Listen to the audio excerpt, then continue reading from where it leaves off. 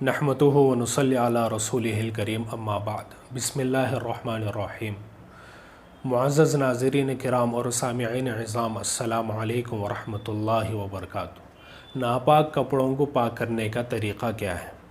अगर कपड़ों पर नजासत लग जाए तो इन्हें पाक करने का तरीक़ा ये है कि जिस जगह नजासत लगी हो उस जगह को 3 मरतबा इस तौर पर धो लिया जाए कि हर मरतबा पानी डालने के बाद अच्छी तरीक़े से उसे निचोड़ लिया जाए।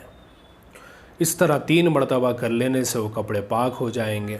और दूसरा तरीक़ा ये है कि नापाक कपड़े को बहते पानी में यानी नल के पानी में अच्छी तरह धोया जाए और उस पर खूब पानी को बहाया जाए कि नजासत का असर दूर हो जाए, तो वो कपड़ा पाक हो जाता है, अगरचे कि उसे 3 मरतबा ना निचोड़ा गया हो, क्योंकि असल जो मकसूद होता है वो नजासत को ज़ाइल करना होता है।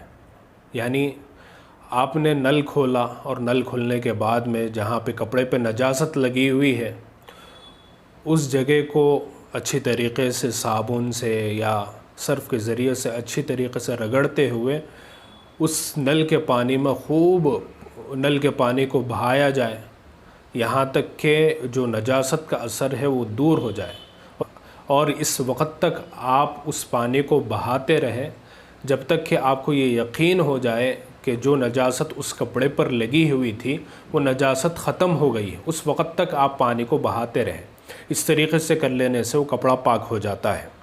और तीसरी बात हमें ये समझनी की है कि बसा औक़ात होता ये है कि कोई खून का धब्बा है या मनी का धब्बा ऐसा होता है कि उसे रगड़ने के बाद अच्छी तरीक़े से पानी को बहाने के बाद भी वो जो निशान है वो बाक़ी रह जाता है, चाहे खून का हो चाहे मनी का धब्बा हो।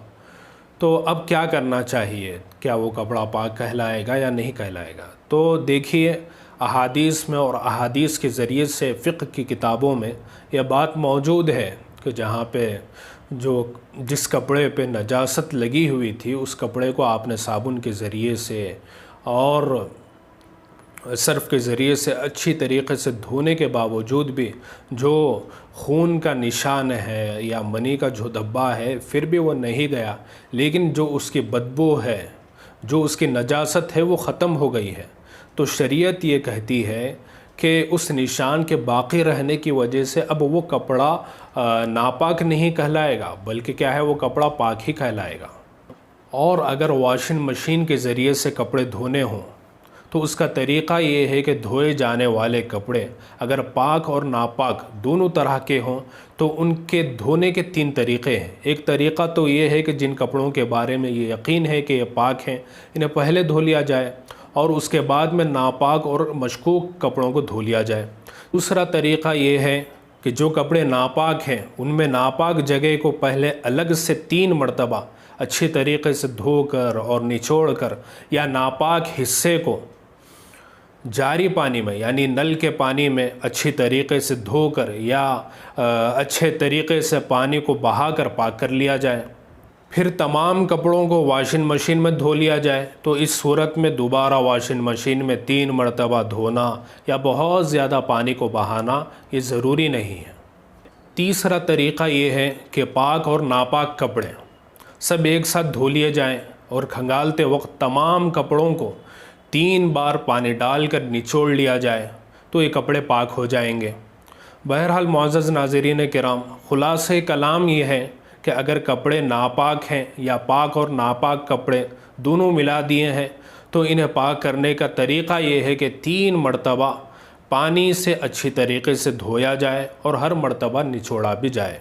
लिहाजा अगर ऑटोमेटिक वॉशिंग मशीन में इन्हें इस तरीक़े से धोया जाए कि 3 मरतबा या इससे ज़्यादा मरतबा कपड़े धुलें और हर मरतबा इसमें साफ़ और पाक पानी इस्तेमाल होता हो और दूसरी तरफ से कपड़ों से मशीन के ज़रिए पानी अच्छी तरीक़े से निचोड़ लिया जाए तो वो पाक हो जाएंगे। अगरचे पहली मरतबे के पानी में सर्फ़ या साबुन वग़ैरह भी शामिल किया गया हो।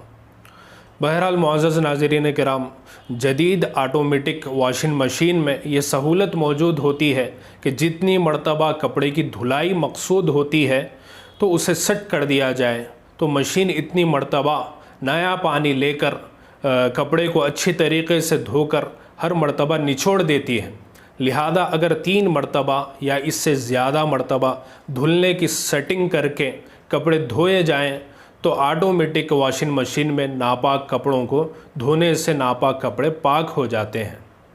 اللہ تعالیٰ سے دعا ہے کہ اللہ پاک ہم سب کو شریعت کے مطابق زندگی گزارنے کی توفیق عطا فرمائے۔ وآخر دعوانا ان الحمد للہ رب العالمین۔